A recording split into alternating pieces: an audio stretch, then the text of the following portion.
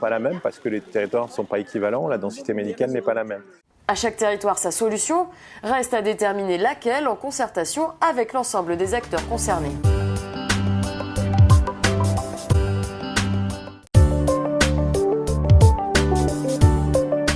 À Melven, dans le Finistère, les 3400 habitants disposent d'une maison de santé pluridisciplinaire depuis 2004. Le docteur Lucas y exerce aux côtés de 2 médecins, 9 infirmières, 2 kinés et une secrétaire, un dispositif qui présente bien des avantages. Le travail en équipe, le travail en commun, les partages d'informations. Lorsqu'un problème se pose, c'est très facile pour nous de se réunir de façon très rapide dans une réunion organisée par la secrétaire coordinatrice. Les maisons de santé pluridisciplinaires comme celle-ci semblent attirer les jeunes médecins. C'est le cas du docteur Bontou qui a exercé en cabinet en ville et à la campagne avant de faire des remplacements dans cette structure. Sur le plan personnel, je me sentais plus épanoui quand je venais remplacer ici que quand j'allais remplacer en cabinet de façon isolée, même en ville si vous voulez. À Melven, on est avant-gardiste car le nouveau système de rémunération de l'assurance maladie a été testé et ne semble pas être un frein. C'est une aide qui peut paraître très compliquée à gérer quand on regarde les textes. Et s'ils étaient appliqués à la lettre, c'est vrai que ça pourrait nous donner l'impression qu'on est complètement inféodé à la CPAM.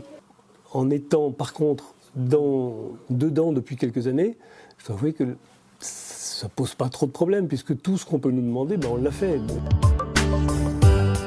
Lorsque les travaux d'agrandissement seront terminés, un podologue et un psychologue viendront compléter l'offre de soins de la maison de santé de Melven.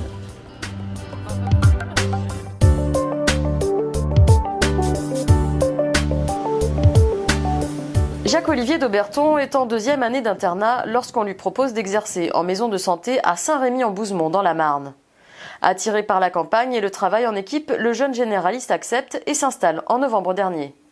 Il remplace un médecin actif depuis 40 ans sur la commune, présent au cabinet de 8h à 23h tous les jours. Lorsqu'on remplace, on remplace le médecin qui est là, donc en fait on fait en fonction de ses habitudes. Mais au fur et à mesure, j'ai vu certaines choses que je voulais pas du tout et d'autres que je voulais bien.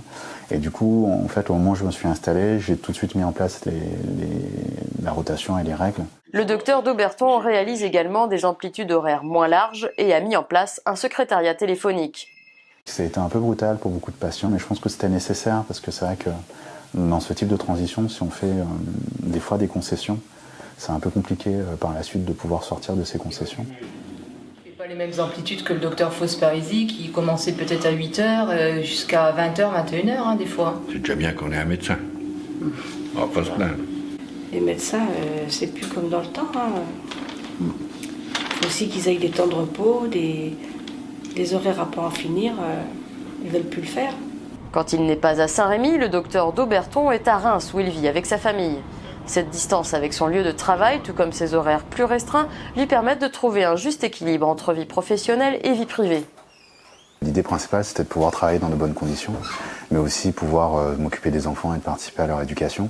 C'est vraiment fondamental, je pense que c'est important dans l'équilibre global. Un bon travail, une bonne vie de famille, et ça permet de bien travailler, je pense, par la suite. Une vision de l'exercice qui, contrairement aux idées reçues, n'est pas uniquement portée par les femmes.